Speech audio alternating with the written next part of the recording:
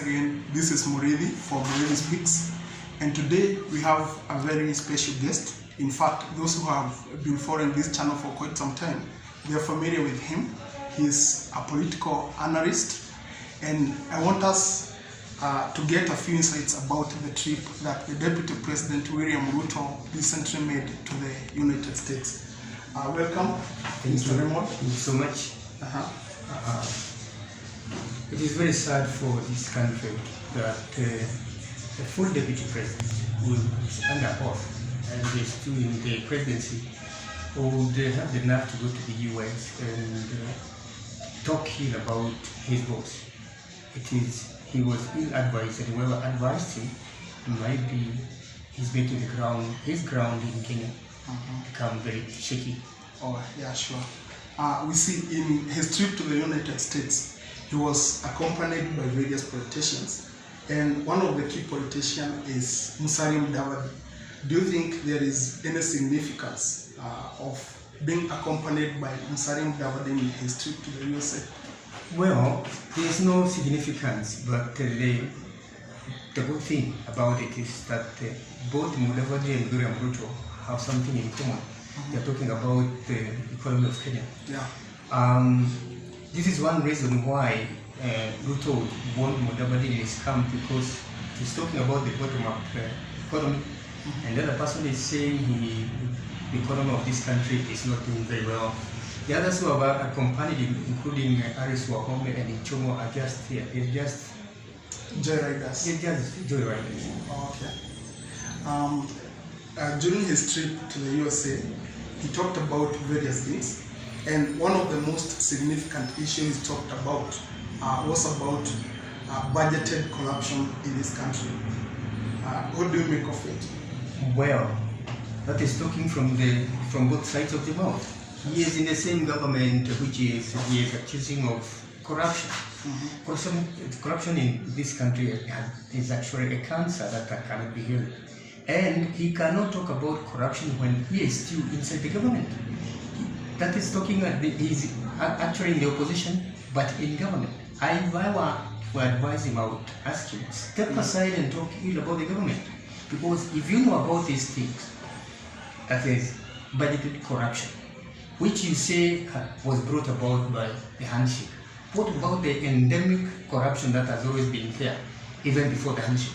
What were you doing? What was he doing about it? Yeah, actually, he has been the deputy president for more than 9 years, I think. Yes, and in those 9 years, he has never talked about corruption. Yeah. This is the first time. Yeah. So, why the change of heart? Yeah. Is he afraid that he had been accused of being a corrupt person? Is it now that he has seen this corruption in this country? Yeah. And what would actually the handshake have to do with it, corruption, which is endemic, which is a cancer? Why is he talking about 1 billion shillings that is being lost? Where was he in 9 years to say that? And why is he saying this when he is outside the country? Yeah, why can't he say it here to us? Go to our TV stations and talk about it. Why is he doing that? Yeah, true. There is a hidden card. He wants to have sympathy votes, which unfortunately people are not interested. Even as we talk, after he went, it looks like UDA is dead now. It is no longer there. You only see as real, whatever. And it is very sad. I agree with you. Statements like that coming from a deputy president, they are very unfortunate and very reckless. Because as a deputy president, you're very powerful. You are in the top echelons of power in any particular country, and one of your responsibilities is to fight corruption. And you see that he's failing, and he's just complaining about it. Yes, and he cannot complain, because if there are cockroaches in your house and you go telling the neighbors you have cockroaches and you're not doing anything about it, then it looks like he has lost ground. Yeah, this is not the same William Ruto I used to know. He was vocal. I watched him on TV and he was shaky. He was not, his oratorical gifts that he used to have, he doesn't have them at all. And when he talks about many other ills in the government, which is he is in, then he is part of it. Yeah, Yes. sure. And also during his trip, he also made a statement that the state machinery in this country is attempting to lead him out. You know, what do you make of that? Well, that is another great statement. Yeah. This man has been in the government since the YK92, and he became a young MP of the government. And the corruption was also very, very rife during the Moi era. And it has not changed, and he has never talked about corruption at all. Yeah. Why now? Why now? And when he says he's going to be rigged out, does he mean that Kenya rigged elections? Where was he when Raila Odinga said that we are being rigged out? He said there was nothing like rigging out. Yeah. So where would the state machinery be able to rig if they were not able to rig before? And if he's in the government, Yeah. why can't he make sure that it is stopped if there are those kind of plans? Yeah. Or if he's not part of the government, because now, under the law, and maybe you agree with me, he should have resigned because the party that sponsored him to the deputy, to be the deputy of this country, has already thrown him up under the bus. Yeah, He's no longer the deputy of Jubilee Party. Yes. Yeah, it's true. I concur. Another question. Do you think that his trip to the USA serves any benefits to his political campaign? Unfortunately, no. He never consulted his people. He never consulted the ground that he claims that is 100% UDA.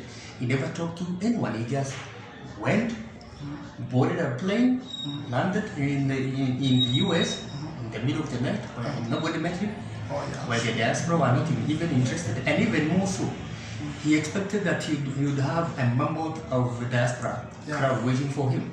But it is not forthcoming. There are no people waiting for him. And they are not interested because actually the diaspora is very, very, very angry with him. Because the last that they expected of the deputy of this country is to go and actually wash the dirty linen in the public.